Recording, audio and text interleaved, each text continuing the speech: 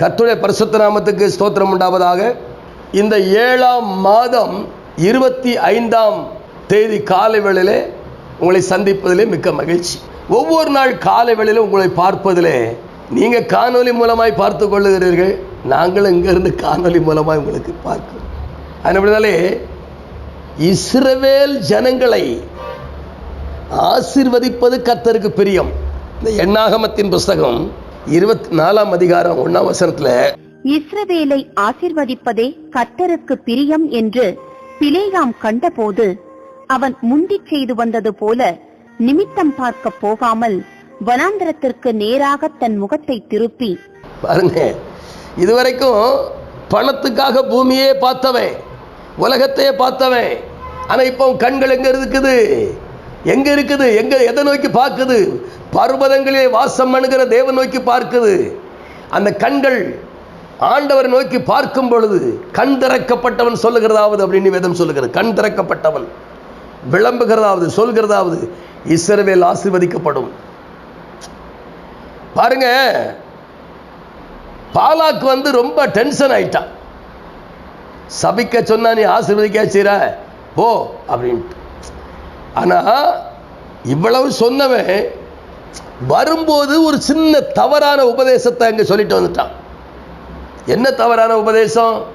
அதான் இன்னைக்கு சபைகளுக்குள்ளேயும் குடும்பங்களுக்குள்ளேயும் உறவுகளுக்குள்ளேயும் கிடந்து இன்னைக்கு ரொம்ப வேதனைப்படுத்தக்கூடிய ஒரு ஆலோசனை என்ன அப்படின்னு கேட்டீங்கன்னா, அவன் சொல்றான் பாருங்க, இஸ்ரவேல் ஜனங்களை யாரும் சபிக்க முடியாது, அழிக்க முடியாது. ஏன்னா காண்டாமிருகத்துக்கு ஒத்த பலன் கர்த்தர் கொடுத்திருக்கிற தூதருடைய அப்பத்தை சாப்பிட்டதுனால அந்த தேவ பலம் வந்து உங்களை ஆளுகை செய்ய ஆரம்பிச்சு. அருமையான தேவச்சனமே, உங்க பலம் உங்களுக்கு தெரியுமா? உங்களுக்குள்ள இருக்கக்கூடிய தேவ பலம் உங்களுக்கு தெரியுமா? தெரியாதனால தானே நீங்க கஷ்டப்படுறீங்க. தெரிந்தா ஏன் கஷ்டப்படுவீங்க? தெரிஞ்ச கஷ்டப்பட மாட்டீங்க, தெரியாதனால கஷ்டப்படுறீங்க. நல்ல கவனிங்க.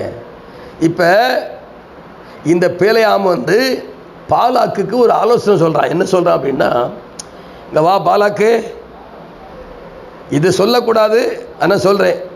என்ன சொல்றேன் அப்படின்னா, விக்கிரக ஆராதனை செய்வதும், நல்ல கவனிக்கணும், வேசித்தனம் பண்ணுவதும் தேவனுக்கு அருவருப்பானது. இதை செய்தா அவரை அழிச்சிருவார். என்னைய ஆலோசனை கொடுத்தான்? தேவஜனத்தை சபிப்பதற்கு பேலையாம் பாலாக்குக்கு, பேயோரின் மகனாகிய பேலையாம் பாலாக்குக்கு கொடுக்கிற ஆலோசனை பாருங்களேன். அந்த ஆலோசனை பிடிச்சுக்கிட்டு அவன் தன் தேசத்தில் இருக்கிற பெண்களை பூரா இஸ்ரவேல் பாளையத்துக்குள்ள அனுப்புறான். யாரும் செய்ய முடியாத வேலையை பாலாக்கு செய்தான். அப்படி செய்யும் பொழுது இவங்க என்ன பண்ணாங்க தெரியுமா? அந்த பெண்களோடு பழகி பேசி உறவாடி அவங்க இவங்களை அங்க விக்கிரகாரனை கொண்டு போய் இந்த 2 நிமித்தமாக இஸ்ரவேல் ஜனங்களுக்குள்ள அந்த பெரிய வாதம் வந்துட்டுங்க. அந்த வாதினால 24,000 பேர் செத்தாங்க. ரொம்ப கொடுமைங்க. 24,000 பேர் செத்தாங்க. கொஞ்சம் யோசித்து பாருங்க. ஒருவர் செத்தாலே உறவுகள் அழும், கதரும், ஐயோ அப்படின்னு. 24,000 பேர் செத்து போனாங்க. இஸ்ரவேல் தேசத்துல பெரிய அழுகையும் புலம்பலும் உண்டாயிற்று. அப்பந்தான் இந்த தவறான ஆலோசனைய யார் மூலமாய் கொடுக்கிறாருன்னா, பேலையா மூலமாய் பாலாக் கொடுக்கிறான். அவனை கரெக்டா கடைபிடிக்கிறான். ஜனங்கள் செத்து மடிறாங்க. அவனுடைய நோக்கம் என்ன? இஸ்ரவேல் ஜனங்கள் அழியணும், அதுக்கு நான் என்ன வேணாலும் செய்வேன். அப்படி செஞ்சுதான் 24,000 பேர் போனாங்க. அப்படிப்பட்ட நிலைமை நம்ம தேசத்துக்கு தேவையா? நம்ம ரொம்ப கவனமா இருக்கோம், விழிப்புணர்வா இருப்போம், நாம் ஜெபிப்போம். இஸ்ரவேலின் துதிகளுக்குள் வாசமாயிருக்கிற தேவரீர் பரிசுத்தர் பரிசுத்தர் பரிசுத்தர் என்று தூதர்கள் முழங்க, பரிசுத்தவான்கள் முழங்க, கேருபீன்கள் முழங்க, சேராபீன்கள் முழங்க, அந்த பரிசுத்தமான தெய்வத்துக்கு நாங்கள் மகிமையும் கனத்தை செலுத்துகிறோம். பிதாவே, உம்முடைய திருவுள சித்தம். ஆண்டவரே, இந்த காணொலியை கேட்கிற ஒவ்வொருடைய வாழ்க்கையிலும் ஒரு பெரிய மாற்றத்தை உண்டாக்கட்டும். நிறைவுள்ள கரத்தை தந்து ஜெபிக்கிறேன். பொறுப்படுங்க, ஆசீர்வதிக்க, பெரிய காரியங்களை செய்யும்.